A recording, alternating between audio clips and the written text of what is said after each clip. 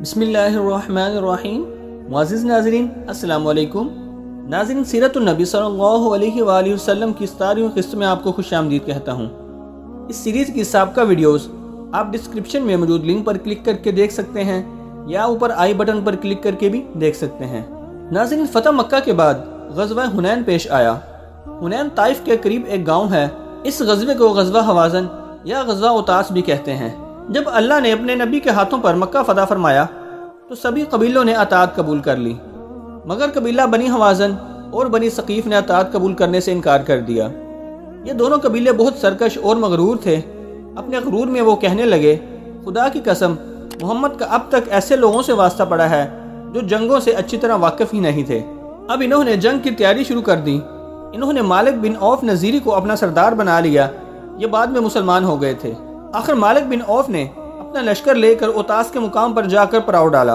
ادھر جب آپ صلی اللہ علیہ وآلہ وسلم کو یہ خبر ملی تو آپ 12,000 کا لشکر لے کر روانہ ہوئے اور دشمن کے پڑاؤ کے قریب پہنچ گئے۔ مشرکوں کے لشکر کی تعداد 20,000 تھی اور انہوں نے اپنے لشکر کو پہاڑوں اور دروں میں چھپا رکھا تھا۔ جو ہی اسلامی لشکر وادی میں داخل ہوا تو مشرکین نے اچانک ان جگہوں سے مسلمانوں پر تیر اندازی شروع کر دی۔ مسلمان گھبرا کر بھاگ کھڑے ہوئے۔ آپ کے آس پاس صرف 100 کے قریب صحابہ رہ گئے۔ انہوں نے کافروں پر زبردست حملہ کیا۔ ادھر آپ نے کنکریوں کی ایک مٹھی اٹھائی اور کافروں کی طرف پھینک دی۔ ساتھ میں فرمایا، یہ چہرے بگڑ جائیں۔ کنکریوں کی اس مٹھی کو اللہ نے کافروں کی آنکھوں تک پہنچا دیا اور وہ بری طرح سے بدحواس ہو کر بھاگ نکلے۔ اس جنگ کے شروع ہونے سے پہلے لشکر کی تعداد دیکھ کر ایک صحابی نے یہ کہا تھا، اے اللہ کے رسول، آج ہماری تعداد اس قدر ہے کہ دشمن سے شکست نہیں کھا سکتے۔ آپ کو یہ بات بہت ناگوار گزری تھی کیونکہ ان میں فخر اور غرور کی بو تھی۔ اللہ کے نزدیک بھی یہ جملہ ناپسندیدہ تھا، شاید اس لیے شروع میں مسلمانوں کو شکست ہوئی تھی، لیکن پھر اللہ نے کرم فرمایا اور مسلمانوں کے قدم جم گئے۔ حنین کے میدان سے شکست کھا کر بنی حوازن کے کچھ لوگ اوتاس کے مقام پر پہنچ گئے۔ آپ صلی اللہ علیہ وآلہ وسلم نے حضرت ابو عامر اشعری رضی اللہ عنہ کو ایک دستہ دے کر ان کی طرف روانہ فرمایا اور خود اپنے خیمے میں تشریف لے آئے۔ حنین میں مشرکوں کو شکست کے بعد بہت سے لوگ مسلمان ہو گئے تھے کیونکہ وہ جان گئے تھے کہ رسول اللہ کو اللہ کی مدد حاصل ہے۔ پھر آپ کو معلوم ہوا کہ بنی حوازن اور اس کے سردار مالک بن عوف نے شکست کھانے کے بعد طائف پہنچ کر ایک قلعہ میں پناہ لے رکھی تھی۔ یہ اطلاع ملنے پر آپ طائف کی طرف روانہ ہوئے۔ آپ نے ہر اول دستہ پہلے روانہ فرمایا۔ اس دستے کا سالار حضرت خالد بن ولید رضی اللہ عنہ کو مقرر فرمایا۔ آخر یہ لشکر طائف پہنچ گیا۔ مشرکوں نے جو ہی اسلامی لشکر کو دیکھا انہوں نے قلعہ پر سے زبردست تیر اندازی کی۔ ان تیروں سے بہت سے مسلمان زخمی ہو گئے۔ ان میں سے 12 آدمی شہادت پا گئے۔ آخر آپ صلی اللہ علیہ وآلہ وسلم قلعہ کے پاس سے ہٹ کر اس جگہ آ گئے جہاں اب مسجد طائف ہے۔ محاصرے کو جب کئی دن گزر گئے تو حضرت عمر رضی اللہ عنہ نے آپ سے پوچھا، آپ طائف والوں پر فیصلہ کن حملہ کیوں نہیں فرما رہے؟ اس کے جواب میں آپ نے فرمایا، ابھی مجھے طائف والوں کے خلاف کارروائی کرنے کا حکم نہیں ملا۔ میرا خیال ہے کہ ہم اس وقت اس شہر کو فتح نہیں کریں گے۔ آخر جب اللہ کی طرف سے حکم نہ ملا تو آپ نے واپسی کا حکم فرما دیا۔ لوگوں کو فتح کے بغیر واپس جانا اچھا نہ لگا۔ آپ نے ان کی ناگواری بھانپ لی، چنانچہ فرمایا، اچھا تو پھر حملے کی تیاری کرو۔ لوگوں نے فوراً حملے کی تیاری کی اور قلعہ پر دھاوا بول دیا، لیکن مشرکین کی تیر اندازی کی وجہ سے مسلمان زخمی ہو گئے۔ اس کے بعد آپ نے پھر اعلان فرمایا، اب ہم انشاءاللہ روانہ ہو رہے ہیں۔ اس مرتبہ یہ اعلان سن کر لوگ خوش ہو گئے اور فرما برداری سے کوچ کی تیاری کرنے لگے۔ یہ دیکھ کر آپ صلی اللہ علیہ وآلہ وسلم ہنس پڑے کہ پہلے تو لڑنے پر تیار تھے اور اب کس قدر خوشی سے واپس جانے کے لیے تیار ہو گئے ہیں۔ دراصل صحابہ کرام نے بھی جان لیا تھا کہ اللہ کے رسول کی رائے ہی بالکل درست تھی۔ ناظرین، طائف وہ شہر تھا جہاں کے لوگوں نے ہجرت سے پہلے بھی آپ صلی اللہ علیہ وآلہ وسلم کو بہت ستایا تھا اور لہو لہان کر دیا تھا، مگر پہلے بھی آپ نے بد دعا نہیں کی تھی اور اب بھی طائف کے لوگوں کے لیے یہ دعا فرمائی، اے اللہ، بنی ثقیف کو ہدایت عطا فرما اور انہیں مسلمان ہونے کی حیثیت سے میرے پاس بھیج دے۔ پھر آپ صلی اللہ علیہ وآلہ وسلم نے مال غنیمت تقسیم فرمایا۔ حنین میں جو قیدی ہاتھ لگے ان میں آپ صلی اللہ علیہ وآلہ وسلم کی رضائی بہن شمہ بنت حلیمہ سعدیہ رضی اللہ عنہا بھی تھی۔ جب یہ گرفتار ہوئی تو صحابہ انہیں آپ کے پاس لے آئے۔ جب آپ نے انہیں پہچان لیا تو کھڑے ہو گئے، اپنی چادر بچھائی اور انہیں عزت سے بٹھایا۔ اس وقت آپ کی آنکھوں میں آنسو آ گئے اور فرمایا، تم جو کچھ مانگو گی دیا جائے گا، جس بات کی سفارش کرو گی قبول کیا جائے گا۔ اس پر شیمہ نے اپنی قوم کے قیدیوں کو رہا کرنے کا مطالبہ کیا۔ قیدیوں کی تعداد 6,000 تھی۔ آپ نے یہ سب قیدی شیما کے حوالے کر دیے۔ اس کے بعد بنی حوازن کے دوسرے قیدیوں کو بھی رہائی مل گئی۔ مالک بن عوف جنگ کے میدان سے فرار ہو کر طائف چلے گئے تھے، جبکہ ان کے گھر والے قیدی بنا لیے گئے تھے۔ آپ نے انہیں بھی رہا کر دیا تھا۔ جب مالک بن عوف رضی اللہ عنہ کو اپنے گھرانے کے ساتھ آپ صلی اللہ علیہ وآلہ وسلم کے حسن سلوک کا پتہ چلا تو وہ بھی طائف سے نکل کر آپ کے پاس آئے اور اسلام قبول کر لیا۔ آپ نے انہیں بنی حوازن کے ان لوگوں کا امیر بنا دیا جو مسلمان ہو گئے تھے۔ پھر آپ مکہ روانہ ہونے لگے تو عمرے کا احرام باندھ لیا۔ وہاں سے روانہ ہو کر رات کے وقت مکہ میں داخل ہوئے۔ عمرے سے فارغ ہو کر 27 ذی القعدہ کو آپ واپس مدینہ تشریف لائے۔ رجب 9 ہجری میں غزوہ تبوک پیش آیا۔ آپ صلی اللہ علیہ وآلہ وسلم کو اپنے جاسوس کے ذریعے اطلاعات ملی کہ رومیوں نے شام میں بہت زبردست لشکر جمع کر لیا ہے۔ ان اطلاعات کی بنیاد پر آپ نے تیاری کا حکم فرمایا۔ سامان جنگ اور ضروریات کی دوسری چیزوں کے لیے آپ نے امداد کا اعلان فرمایا۔ اس اعلان کا سننا تھا کہ صحابہ کرام نے مال و دولت پانی کی طرح خرچ کیا۔ حضرت عثمان رضی اللہ عنہ نے تو اس قدر دولت لٹائی کہ کوئی دوسرا شخص مقدار کے لحاظ سے ان کی برابری نہ کر سکا۔ انہوں نے 900 اونٹ، 100 گھوڑے، 10,000 دینار اور ان کے علاوہ بے شمار زاد راہ دیا۔ حضرت عثمان رضی اللہ عنہ کی فیاضی کا حال دیکھ کر آپ نے فرمایا، اے اللہ، میں عثمان سے راضی ہو گیا، تو بھی اس سے راضی ہو جا۔ حضرت عثمان رضی اللہ عنہ کے علاوہ جو دوسرے مالدار صحابہ تھے انہوں نے بھی لشکر کی تیاری میں زبردست امداد دی۔ حضرت ابو بکر صدیق رضی اللہ عنہ تو سب سے آگے بڑھ گئے۔ وہ اپنے گھر کا سارا سامان لے آئے۔ اس کی تعداد 6,000 درہم کے برابر تھی۔ آپ نے ان سے پوچھا، ابو بکر، اپنے گھر والوں کے لیے بھی کچھ چھوڑا ہے یا نہیں؟ جواب میں انہوں نے عرض کیا، میں نے ان کے لیے اللہ اور اللہ کا رسول چھوڑا ہے۔ حضرت عمر رضی اللہ عنہ اپنا نصف مال لے کے آئے۔ حضرت عبد الرحمن بن عوف رضی اللہ عنہ بھی بہت سا مال لائے۔ حضرت عباس بن عبد المطلب بھی بہت مال لائے۔ عورتوں نے اپنے زیورات اتار کر بھیجے۔ حضرت عاصم بن عدی رضی اللہ عنہ نے 70 وسق کھجوروں کے دیے۔ ایک وسق اتنے وزن کو کہتے ہیں جتنا وزن ایک اونٹ پر لادا جا سکتا ہے۔ یہ وزن تقریباً 4.25 ٹن بنتا ہے۔ آخرکار جنگ کی تیاری مکمل ہو گئی۔ آپ صلی اللہ علیہ وآلہ وسلم 30,000 کے لشکر کے ساتھ روانہ ہوئے۔ اس سفر کے دوران تبوک کی طرف جاتے ہوئے آپ اور صحابہ کرام ان کھنڈرات کے پاس سے گزرے جو قوم سمود کا وطن تھا اور جنہیں اللہ نے عذاب سے تباہ و برباد کر دیا تھا۔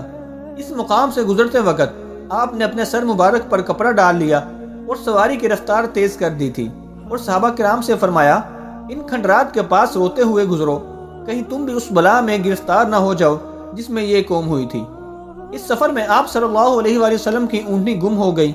آپ نے اونٹنی کو تلاش کرنے کا حکم فرمایا۔ لشکر میں کچھ منافق کہنے لگے، محمد صلی اللہ علیہ وآلہ وسلم کا دعویٰ تو یہ ہے کہ وہ نبی ہیں اور یہ مسلمانوں کو آسمان کی خبریں سناتے ہیں، لیکن انہیں یہ نہیں معلوم کہ ان کی اونٹنی کہاں ہے۔ آپ تک منافقین کی یہ باتیں فوراً پہنچ گئیں۔ آپ نے لوگوں کے سامنے ارشاد فرمایا، اللہ کی قسم، میں انہی باتوں کو جانتا ہوں جو اللہ مجھے بتا دیتے ہیں، اور اونٹنی کے بارے میں مجھے ابھی اللہ نے بتایا ہے کہ وہ فلاں وادی میں ہے، اس کی مہار ایک درخت کی ٹہنی میں الجھ گئی ہے، تم لوگ وہاں جاؤ اور اونٹنی کو میرے پاس لے آؤ۔ لوگ وہاں گئے تو اونٹنی کو اسی حالت میں پایا جیسا کہ آپ نے فرمایا تھا۔ آخر اسلامی لشکر نے تبوک کے مقام پر پہنچ کر پڑاؤ ڈالا۔ تبوک کے سفر کے دوران ایک جگہ پانی ختم ہو گیا تو آپ صلی اللہ علیہ وآلہ وسلم نے حضرت علی اور حضرت زبیر رضی اللہ عنہما کو حکم دیا کہ کہیں سے پانی تلاش کر کے لائیں۔ یہ دونوں حضرات وہاں سے چل کر راستے پر آ بیٹھے۔ جلد ہی انہوں نے دور سے ایک بوڑھی عورت کو آتے دیکھا۔ وہ اونٹ پر سوار تھی اور مشکیزوں میں پانی بھر رکھا تھا۔ انہوں نے اس سے پانی مانگا تو وہ بولی، میں اور میرے گھر والے تم سے زیادہ پانی کی ضرورت مند ہیں، میرے بچے یتیم ہیں۔ اس پر انہوں نے کہا، تم پانی سمیت ہمارے ساتھ رسول اللہ کے پاس چلو۔ یہ سن کر وہ بولی، کون رسول اللہ؟ وہ جادوگر جن کو بے دین کہا جاتا ہے، پھر تو یہی بہتر ہے کہ میں ان کے پاس نہ جاؤں۔ اس کا جواب سن کر حضرت علی اور حضرت زبیر اسے زبردستی آپ کے پاس لے آئے۔ آپ صلی اللہ علیہ وآلہ وسلم نے اس سے ارشاد فرمایا، کیا تم ہمیں اپنے پانی کو استعمال کرنے کی اجازت دو گی؟ تمہارا پانی جو کا توں جتنا تم لے کر آئی ہو اتنا ہی محفوظ رہے گا۔ بڑھیا بولی، ٹھیک ہے۔ پھر آپ نے ایک برتن میں تھوڑا سا پانی لیا اور اپنا دستے مبارک اس میں ڈالا اور لوگوں سے فرمایا، میرے قریب آ جاؤ اور پانی لینا شروع کر دو۔ سب اس برتن سے پانی لینے لگے اور پینے لگے، اپنے جانوروں کو بھی پلانے لگے۔ پھر انہوں نے اپنے خالی برتن بھر لیے جہاں تک کہ تمام جانور سیراب ہو گئے۔ تمام برتن بھر گئے اور پانی اس برتن میں اسی طرح جوش مار رہا تھا۔ اب آپ نے وہ پانی واپس اس عورت کے مشکیزے میں ڈال دیا اور اس کا منہ بند کرنے کے بعد فرمایا، تم لوگوں کے پاس جو کچھ ہو لے آؤ۔ آپ نے ایک کپڑا بچھا دیا۔ صحابہ کرام اس کے لیے گوشت اور کھجور وغیرہ لے آئے۔ آپ نے وہ سب اسے دے کر فرمایا، ہم نے تمہارے پانی میں سے کچھ نہیں لیا، یہ سب چیزیں لے جاؤ اور اپنے یتیم بچوں کو کھلا دینا۔ عورت حیرت زدہ تھی کیونکہ ایسا منظر اس نے زندگی میں کبھی نہیں دیکھا تھا۔ جب یہ اپنے گھر پہنچی تو گھر والوں کو یہ سارا واقعہ سنایا۔ اس بستی کے لوگوں کو بھی اس واقعہ کا علم ہو گیا۔ آخر یہ بڑھیا بستی کے لوگوں کے ساتھ آپ صلی اللہ علیہ وآلہ وسلم کے پاس آئی۔ پھر اس نے اور اس کے قبیلے والوں نے آپ کے ہاتھ پر کلمہ پڑھا۔ تبوک کے مقام پر پہنچ کر آپ 10-15 دن ٹھہرے۔ رومی چونکہ اسلامی لشکر سے خوف زدہ ہو گئے تھے اس لیے مقابلے پر نہ آئے اور اس طرح تبوک کے مقام پر جنگ نہ ہو سکی۔ اس دوران آپ قصر نمازیں پڑھتے رہے، یعنی مسافر کی نماز، جس میں ظہر، عصر اور عشاء کے فرض نمازوں میں 4 رکعت کی بجائے 2 رکعت ادا کی جاتی ہیں۔ مدینہ کے سفر کا ابھی ایک دن باقی تھا اور اسلامی لشکر ذی اوان کے مقام پر پڑاؤ ڈالے ہوئے تھا کہ اللہ کی طرف سے حکم نازل ہوا کہ مسجد زرار کو گرا دیں، کیونکہ یہ مسجد منافقوں نے بنائی تھی اور وہ اس مسجد کو اپنی سازشوں کا مرکز بنانا چاہتے تھے۔ چنانچہ آپ نے صحابہ کرام کو حکم دیا، اس مسجد میں جاؤ اور جن لوگوں نے وہ مسجد بنائی ہے ان کی آنکھوں کے سامنے اس کو آگ لگا کر گرا دو۔ اس مسجد کو بنانے والے بڑے ظالم لوگ ہیں۔ پھر آپ صلی اللہ علیہ وآلہ وسلم لشکر کے ساتھ مدینہ منورہ میں داخل ہوئے۔ جب آپ صلی اللہ علیہ وآلہ وسلم تبوک کے لیے روانہ ہوئے تھے اس وقت منافقوں کی ایک جماعت مدینہ ہی میں رہ گئی تھی۔ ان کی تعداد 80 کے قریب تھی۔ انہوں نے جہاد پر نہ جانے کے لیے مختلف ہیلے بہانے کیے تھے، لیکن ان کے علاوہ 3 مسلمان ایسے تھے جو صرف سستی کی وجہ سے نہیں گئے تھے۔ یہ حضرت کعب بن مالک، مرارہ بن ربی اور حلال بن امیہ رضی اللہ عنہم تھے۔ مدینہ منورہ میں داخل ہوتے ہی آپ نے حکم فرمایا، جب تک میں حکم نہ دوں تم اس وقت تک ان لوگوں سے نہ بولنا، نہ ان کے ساتھ اٹھنا بیٹھنا۔ یہ حکم ملتے ہی سب صحابہ کرام نے ان سے علیحدگی اختیار کر لی۔ خود آپ نے بھی بات چیت بند کر دی۔ جب انہوں نے آپ کی خدمت میں حاضر ہو کر اپنا عذر پیش کیا تو آپ نے فرمایا، تم لوگ جاؤ، اللہ تمہارے حق میں فیصلہ فرمائیں گے۔ چند دن بعد آپ صلی اللہ علیہ وآلہ وسلم نے انہیں اپنی بیویوں سے بھی الگ رہنے کا حکم فرما دیا۔ اس طرح 50 دن بعد اللہ نے ان کی توبہ قبول فرمائی۔ غزوہ تبوک کے بعد آپ صلی اللہ علیہ وآلہ وسلم نے کسی جنگ میں خود حصہ نہیں لیا، البتہ صحابہ کرام کو مختلف مہمات پر روانہ فرماتے رہے۔ جن مہمات میں آپ نے بذات خود حصہ نہیں لیا ان مہمات کو سرایہ کہا جاتا ہے۔ آپ نے اپنی حیات مبارکہ میں 47 مرتبہ کے قریب صحابہ کرام کو سرایہ کے لیے روانہ فرمایا۔ ان میں سے واقعہ رجی اور واقعہ بیر ممونہ بہت دردناک اور مشہور ہیں۔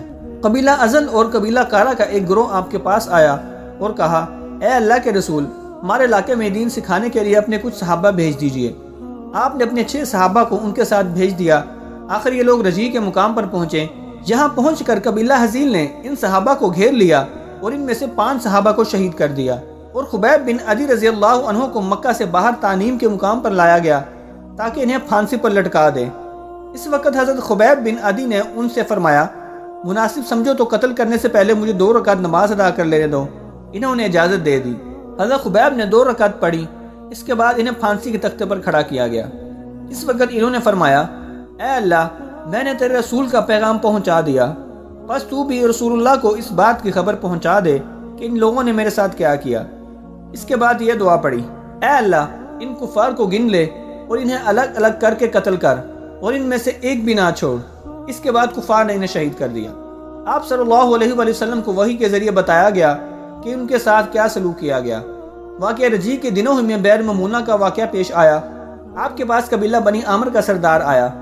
آپ نے اسے اسلام کی دعوت دی۔ اسلام قبول کرنے کے بجائے اس نے کہا، میں سمجھتا ہوں کہ آپ کا پیغام نہایت شریفانہ اور اچھا ہے۔ بہتر یہ ہے کہ آپ اپنے کچھ صحابہ کو نجد والوں کی طرف بھیج دیں۔ وہاں قبیلہ بنی عامر اور بنی سلیم آباد ہیں، وہ وہاں دین کی دعوت دیں۔ مجھے امید ہے کہ نجد کے لوگ آپ کی دعوت قبول کریں گے۔ اس پر آپ نے فرمایا، مجھے نجد والوں کی طرف سے اندیشہ ہے کہیں وہ میرے صحابہ کو نقصان نہ پہنچائیں۔ یہ بات آپ نے اس لیے فرمائی کہ ابو عامر کا چچا عامر بن طفیل اسلام کا بدترین دشمن تھا اور وہاں کے لوگ بھی سخت مخالف تھے۔ آپ کی بات سن کر ابو عامر نے کہا، آپ کے صحابہ میری پناہ میں ہوں گے۔ آپ نے اس سے وعدہ کر لیا اور حضرت منظر بن عمرو رضی اللہ عنہ کو 40 یا 70 آدمیوں کے ساتھ روانہ فرمایا۔ آپ صلی اللہ علیہ وآلہ وسلم نے انہیں خط بھی لکھ کر دیا۔ یہ لوگ مدینہ منورہ سے روانہ ہوئے اور بیر ممونہ پر جا ٹھہرے۔ بیر ممونہ بنی عامر اور بنی سلیم کی سرزمین کے درمیان تھا۔ یہاں پہنچ کر ان حضرات نے حضرت حرام بن ملحان رضی اللہ عنہ کو آپ صلی اللہ علیہ وآلہ وسلم کا خط دے کر عامر بن طفیل کی طرف بھیجا۔ حضرت حرام رضی اللہ عنہ اس کے پاس پہنچے اور آپ کا خط اسے دیا۔ اس نے خط پڑھنا بھی گوارا نہ کیا اور ان صحابہ پر حملہ کروا کے انہیں شہید کر دیا۔ ان میں سے ایک صحابی عمرو بن امیہ رضی اللہ عنہ بچ گئے اور وہ آپ صلی اللہ علیہ وآلہ وسلم کے پاس آئے اور سارا واقعہ سنایا۔ آپ کو بہت رنج ہوا۔ اس کے بعد آپ نے عامر بن طفیل کے لیے بد دعا کی۔ بد دعا کے نتیجہ میں وہ طاعون کے مرض میں مبتلا ہو کر ہلاک ہو گیا۔ اس طرح آپ واقع رجیع کے قاتلوں کے حق میں بھی بد دعا فرماتے رہے۔ غزوہ تبوک کے بعد سرایہ بھیجے جانے کا سلسلہ جاری رہا۔ اس دوران آپ کی خدمت میں ہر طرف سے وفد آنے لگے اور اسلام قبول کرنے لگے۔ ایک روز بنی حنیفہ کا وفد آیا، اس میں مسلمہ کذاب بھی تھا۔ ان لوگوں نے اس شخص کو کپڑوں میں ڈھانپ رکھا تھا۔ اس وقت آپ صحابہ کرام کے درمیان تشریف فرما تھے اور آپ کے ہاتھ میں کھجور کی ٹہنی تھی۔ مسلمہ نے آپ کے نزدیک آ کر کہا، آپ مجھے اپنی نبوت میں شریک کر لیجئے۔ آپ نے اس کی اس بےہودہ بات کے جواب میں ارشاد فرمایا، اگر تم مجھ سے یہ ٹہنی بھی مانگے تو میں تجھے یہ بھی نہیں دے سکتا۔ آپ صلی اللہ علیہ وآلہ وسلم اس کی آمد سے پہلے ہی صحابہ کرام سے فرما چکے تھے کہ دو کذاب یعنی جھوٹے نبی ظاہر ہونے والے ہیں۔ یہ دو جھوٹے طلحہ اور مسلمہ تھے۔ طلحہ تو یمن کے شہر صنعا کا رہنے والا تھا اور مسلمہ امامہ کا۔ دونوں نے آپ صلی اللہ علیہ وآلہ وسلم کی حیات مبارکہ ہی میں نبوت کا جھوٹا دعویٰ کر دیا تھا۔ اس وقت یہی مسلمہ آیا تھا۔ واپس اپنے لوگوں میں جا کر اس نے یہ بات اڑا دی کہ محمد صلی اللہ علیہ وآلہ وسلم نے مجھے نبوت میں حصے دار بنا لیا۔ پھر یہ قرآن کریم کی آیات کی نکالی میں اوٹ پٹانگ قسم کے عربی جملے بولنے لگا اور لوگوں سے کہنے لگا، مجھ پر یہ وحی آئی ہے۔ اپنی الٹی سیدھی کرامات دکھانے لگا، فرضی معجزات دکھانے لگا۔ اس طرح لوگ اس کے گرد جمع ہونے لگے۔ اس روح سیاہ نے آپ صلی اللہ علیہ وآلہ وسلم کو ایک خط بھی لکھا تھا کہ مجھے آپ کی نبوت میں شریک کر لیا گیا ہے، ہم دونوں آدھے آدھے کے مالک ہیں، مگر قریش کے لوگ انصاف پسند نہیں ہیں۔ آپ نے اس کے جواب میں یہ خط لکھوایا، بسم اللہ الرحمن الرحیم۔ یہ خط محمد صلی اللہ علیہ وآلہ وسلم کی طرف سے مسلمہ کذاب کے نام ہے۔ سلامتی ہو اس پر جس نے ہدایت اور سیدھے راستے کی پیروی کی۔ اما بعد، یہ روئے زمین اللہ کی ملکیت ہے، وہ اپنے بندوں میں جسے چاہے اس کا وارث بنا دے۔ در حقیقت بہتر انجام تو اللہ سے ڈرنے والوں کا ہی ہوتا ہے۔ ناظرین، اس جھوٹے کے خلاف حضرت ابو بکر رضی اللہ عنہ کے دور میں جنگ لڑی گئی، جسے جنگ یمامہ کہتے ہیں۔ اس میں مسلمہ کذاب حضرت وحشی بن حرب رضی اللہ عنہ کے ہاتھوں مارا گیا تھا۔ حضرت وحشی وہ ہیں جن کے ہاتھوں غزوہ احد میں حضرت حمزہ رضی اللہ عنہ شہید ہوئے تھے، بعد میں یہ مسلمان ہو گئے تھے۔ ناظرین، آپ صلی اللہ علیہ وآلہ وسلم نے دنیا کے بادشاہوں کے نام خط لکھوائے اور خطوط میں ان بادشاہوں کو اسلام کی دعوت دی۔ روم کے بادشاہ ہرکل کو بھی خط لکھوایا۔ یہ خط حضرت دحیہ کلبی رضی اللہ عنہ لے کر گئے تھے۔ روم کے بادشاہ خود کو کیسر کہلواتے تھے۔ کیسر نے آپ صلی اللہ علیہ وآلہ وسلم کے خط کا احترام کیا، لیکن ایمان لانا اس کے مقدر میں نہیں تھا۔ اس طرح آپ نے ایران کے بادشاہ کسرا پرویز کے نام خط لکھوایا۔ یہ خط عبداللہ سہمی رضی اللہ عنہ لے کر گئے تھے، لیکن اس نے خط سننے سے پہلے ہی پھاڑ دیا۔ آپ کو پتہ چلا تو ارشاد فرمایا، کسرا کی حکومت ٹکڑے ٹکڑے ہو گئی۔ ادھر کسرا پرویز نے اپنے یمن کے حاکم کو لکھا، مجھے معلوم ہوا ہے کہ قریش کے ایک شخص نے نبوت کا دعویٰ کیا ہے، تم فوراً اسے گرفتار کر کے میرے پاس بھیج دو۔ یمن کے گورنر بازان نے دو آدمی آپ صلی اللہ علیہ وآلہ وسلم کے پاس بھیجے۔ ان کی داڑیاں منڈی ہوئیں اور مونچھیں بڑی ہوئی تھیں۔ آپ نے ان کے حلیے دیکھ کر فرمایا، تمہارا برا ہو، یہ تم نے اپنے چہرے کیسے بنا رکھے ہیں؟ تمہیں ایسا حلیہ اختیار کرنے کا حکم کس نے دیا ہے؟ جواب میں وہ بولے، ہمارے پروردگار کسرا نے۔ آپ نے یہ سن کر ارشاد فرمایا، اب جاؤ اور کل میرے پاس آنا۔ لہٰذا دونوں چلے گئے۔ اس دوران اللہ نے آپ کو وحی کے ذریعے خبر دی کہ اللہ نے کسرا پر اس کے بیٹے کو مسلط کر دیا ہے، وہ فلاں مہینے اور دن اسے قتل کر دے گا۔ اس وحی کے بعد آپ نے ان دونوں کو بلایا اور یہ اطلاع انہیں دی۔ ساتھ ہی آپ نے بازان کے نام خط لکھوایا کہ اللہ نے مجھ سے وعدہ فرمایا ہے کہ وہ کسرا کو فلاں مہینے اور فلاں دن قتل کر دے گا۔ بازان کو یہ خط ملا تو اس نے سوچا، اگر وہ نبی ہیں تو جیسا انہوں نے کہا ہے ویسا ہی ہوگا۔ چنانچہ اسی طرح ہوا۔ اس کے بیٹے شیرویہ نے اسی دن اسے قتل کر دیا، جس کی پیشین گوئی ہو چکی تھی۔ بازان کو جب یہ اطلاع ملی تو اس نے فوراً آپ صلی اللہ علیہ وآلہ وسلم کے پاس اپنا ایک قاصد بھیجا اور اپنے ساتھیوں کے اسلام قبول کرنے کی اطلاع دی۔ آپ صلی اللہ علیہ وآلہ وسلم نے شاہ حبشہ نجاشی کے نام بھی خط لکھوایا۔ نجاشی کے پاس جب یہ خط پہنچا تو انہوں نے اس خط مبارک کو آنکھوں سے لگایا، تخت سے اتر کر زمین پر آ بیٹھے اور اسلام قبول کیا۔ پھر ہاتھی کے دانت کی صندوقچی منگوا کر آپ صلی اللہ علیہ وآلہ وسلم کا خط مبارک اس میں ادب سے رکھا۔ اس خط کے ساتھ آپ نے ان کے نام ایک دوسرا خط بھی لکھوایا۔ اس میں آپ نے لکھوایا کہ نجاشی حضرت ام حبیبہ رضی اللہ عنہ سے آپ کا نکاح کر دیں۔ نجاشی نے اس خط کو بھی چوما، آنکھوں سے لگایا اور حکم کی تعمیل کی۔ یہ دونوں خط حضرت عمرو بن امیہ زمری رضی اللہ عنہ لے کر گئے تھے۔ ناظرین، اس ویڈیو کا اختتام یہیں پر ہوتا ہے۔ دعا ہے کہ اللہ تعالی ہمیں آپ صلی اللہ علیہ وآلہ وسلم کی زندگی کو پڑھنے کی اور ان کی سنت پر عمل پیرا ہونے کی توفیق عطا فرمائے۔ آمین ثم آمین۔ اگر آپ کو یہ ویڈیو اچھی لگی ہو تو اس کو لائک کریں اور اپنی قیمتی رائے کا اظہار کمنٹ میں ضرور کریں، اور چینل کو سبسکرائب کرنا مت بھولیے۔ اپنا بہت سارا خیال رکھیے۔ ملتے ہیں اس سیریز کی اگلی ویڈیو میں، تب تک اللہ حافظ۔